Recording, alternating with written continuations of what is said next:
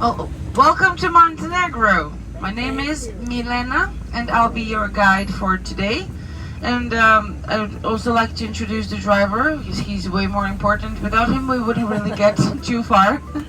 And it's Mr. Deo. So Deo and I, Milena, will be taking you on an adventure. And soon you'll see that I'm not really exaggerating in saying that. So we're going to be taking the road that we call Serpentine. So it's a hairpin road made out of 25 turns. And we'll enjoy the view along the way. That's why we're taking it, because it is from that road we have very, very nice views of the Boca Bay. So we'll take on the road, hopefully survive it, hopefully. We will. And Dale will make sure we do. And when we reach the 25th curve, we'll get off the bus. I think it will be not only to enjoy the view, but also celebrate the fact we made it. But we do have a photo stop at the end of the road, so there's a nice panorama of the bay. And we'll get scenery. It's in central part of Montenegro, so it's essentially at the other side of this mountain. So we'll experience some contrast today, especially in comparing Kotor and Herceg. We'll visit the court of King Nicholas there, and then we're essentially heading back to Kotor after that. We'll have a visit of Kotor, which is the old town that we just drove past. So that's where the tour ends. It will end inside of the old town of Kotor. Why? Because you see that the port and the old town are right next to each other. So then I suppose some of you will want to stay in the old town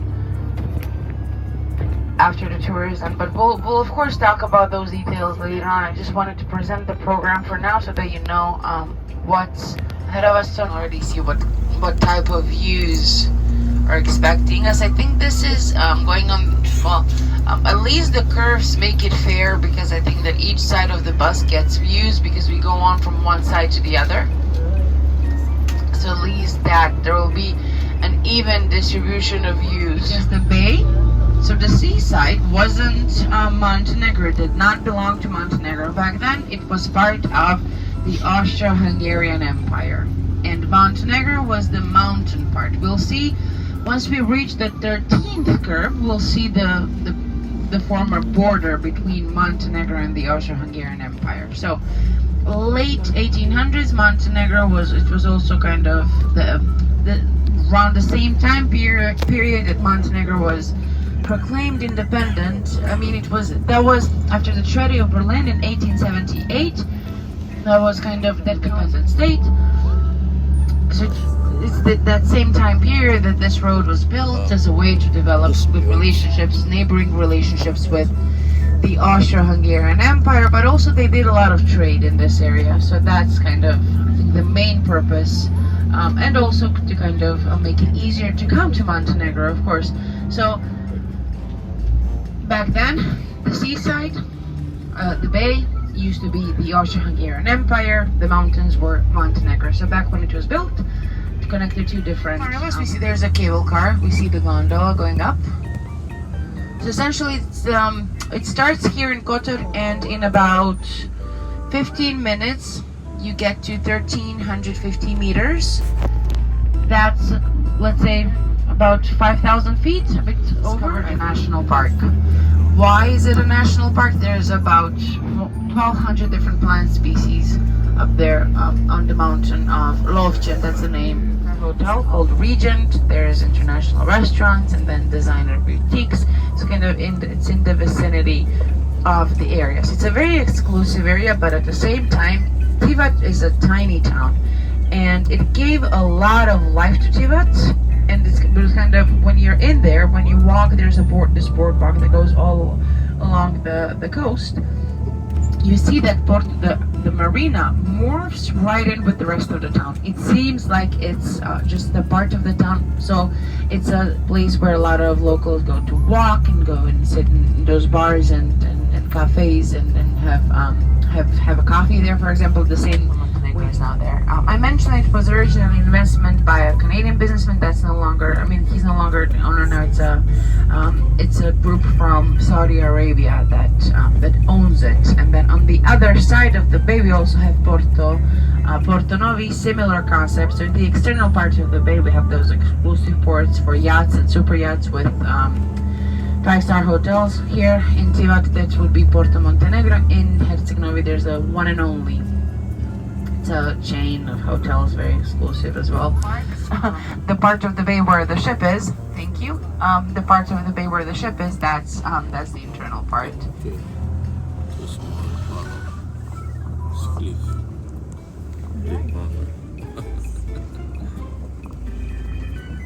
I'm chatting here with Dave, and he said he needs a little bit of support because it's his first time on this road. It's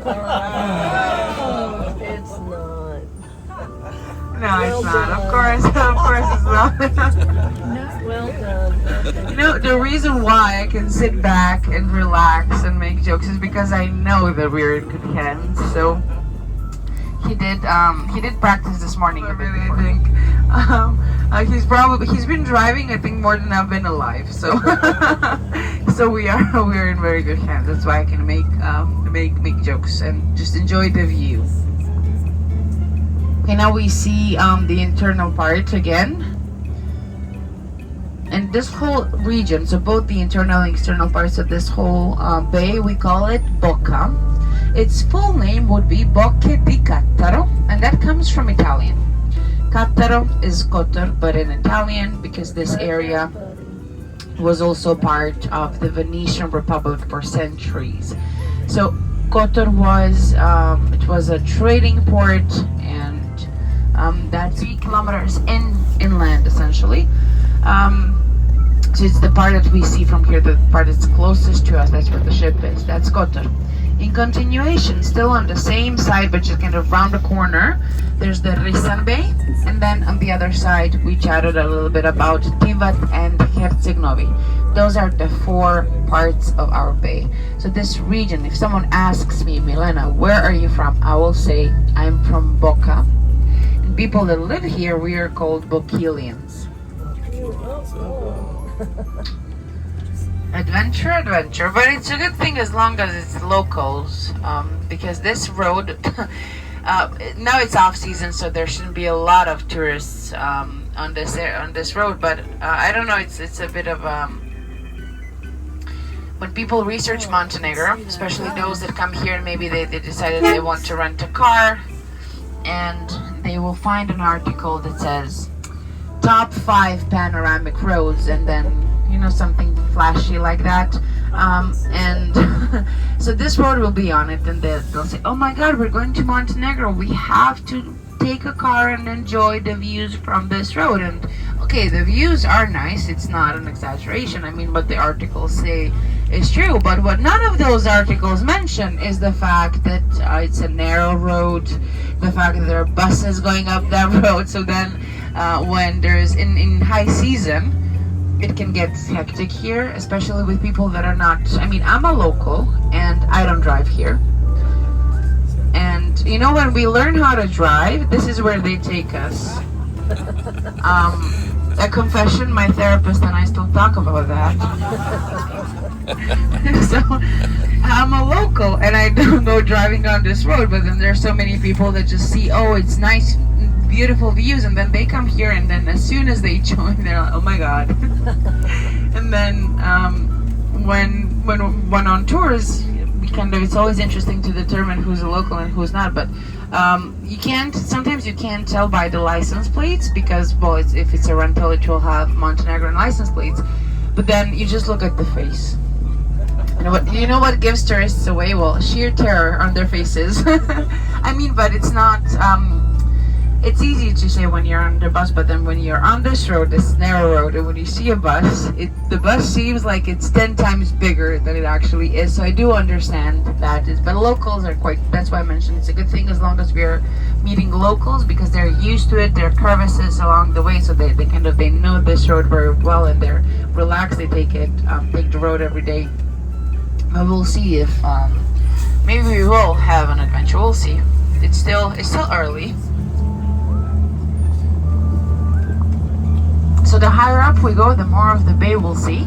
For now, we are just seeing first the external part. Now we're seeing the internal part, but we'll go a bit higher up, so we'll see a bit more of the bay. Now we're approaching 1,500 feet roughly.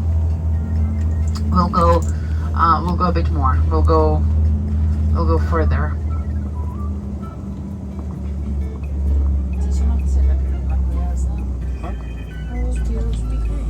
Such one of the cities. So this is spewed.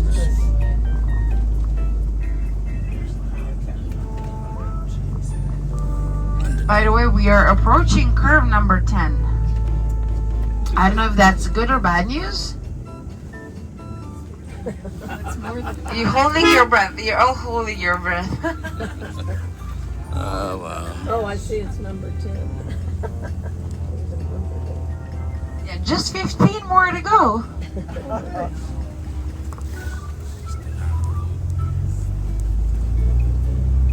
And so it was our only king, and his wife's name, so our queen's name, was Milena, same as I. Okay, so I was named after the queen, so if you forget my name, feel free to call me Your Majesty. But it's true, I was named after the queen, and this curve is dedicated to her, so it's a nice story that's engraved right at the beginning of the road. So when they wanted to decide kind of how to carve this road into the mountain, I mentioned that one of the main purposes was at first transport. So then they had to figure out what's the best way to build this road, and a man that they invited to help with that his name was Josip Slade.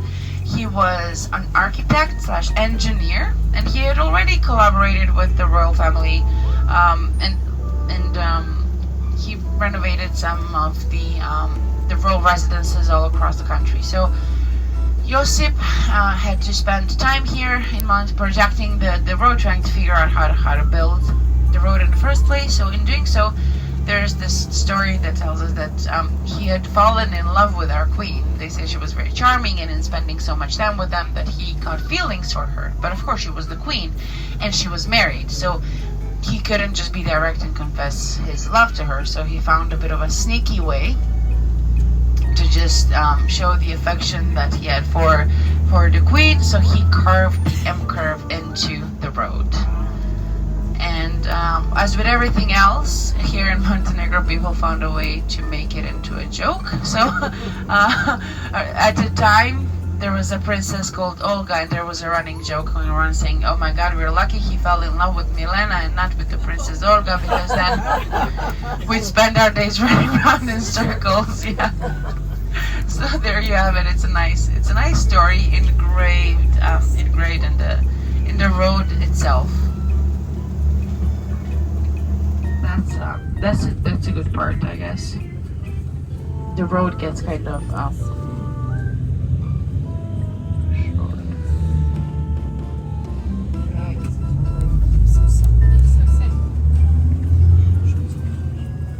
Today we are well within the borders of Montenegro, both Kotor and this road, and everything we'll see today belongs to Montenegro. We're just mentioning the back when the road was originally built. It used to be these territories were part of different empires. Now, I mentioned what the country offers because there will be some contrast here. So when my friends that live abroad, because I studied abroad for a while, and then a lot of people, when I'd say I was from Montenegro, they didn't really know much about the country. I wasn't surprised, but after a while I got tired of repeating the same thing over and over and over again. So when they would ask me